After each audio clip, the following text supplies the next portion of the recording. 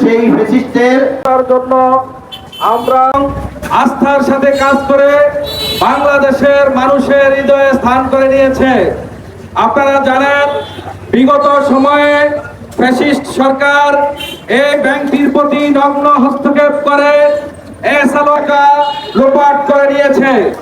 সাধারণ মানুষের এই অর্থ তারা তছরূপ করেছে।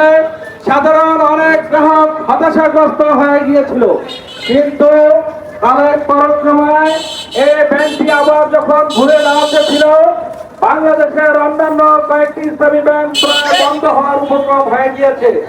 তার হস্তক্ষেপে আবার সেই পেশিবাদের পুনরাবৃত্তি আমরা দেখতে পাচ্ছি।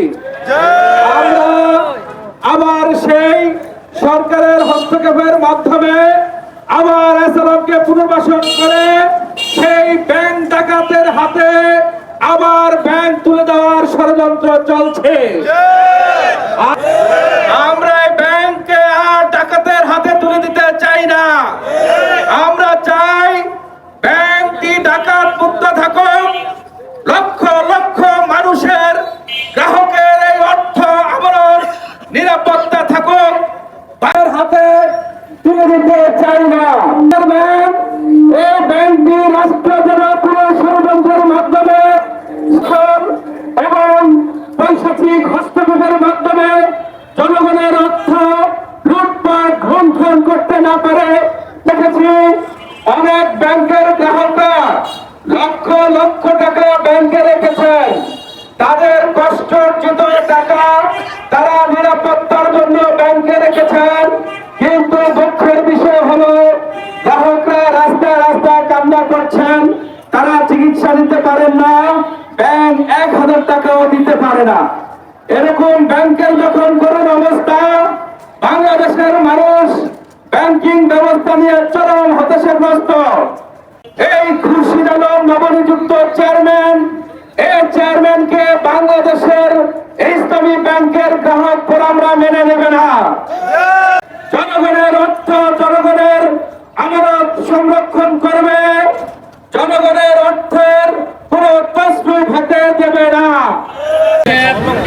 এবং ব্যাংকের স্বাভাবিক কার্যক্রম চালাতে না দেওয়ার প্রতিবাদ আজকের এই মানব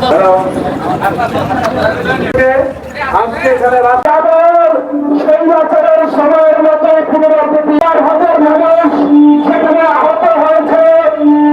বাংলাদেশ একটি মুসলিম এখানে সমবেত হয়েছি।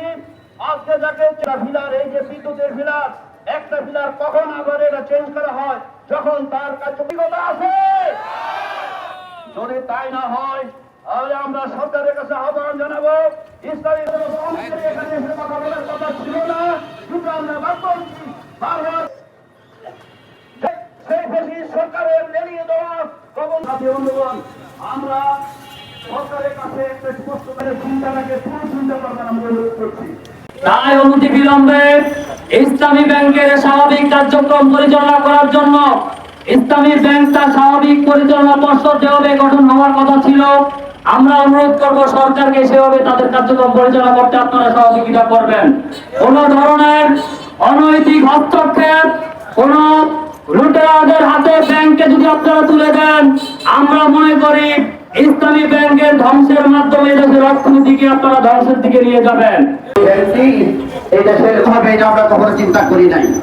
গত 17 বছর ফ্যাসিস্টের আমলে ইসলামী ব্যাংক সহ সবগুলি ব্যাংকেই লুটপাট চলেছে সরকারি দলের উদ্যোগে, সরকারের উদ্যোগে। ইসলামী ব্যাংকও সেই ফ্যাসিস্টের নফর থাবা থেকে মুক্ত হয় নাই। এস আলম সহ কয়েকটি গ্রুপের মাধ্যমে ইসলামী ব্যাংকের সকল টাকা পয়সা তাদেরকে মালিকানা ফিরিয়ে দিয়ে সকল টাকা পয়সা তারা লুটপাট করেছে, ব্যাংকটাকে তলাহীন ঝুড়িতে পরিণত করেছে। আজকে তাই আমরা দেখি এই ফ্যাসিস্ট সরকার বিদায়ের পরে ইসলামী ব্যাংক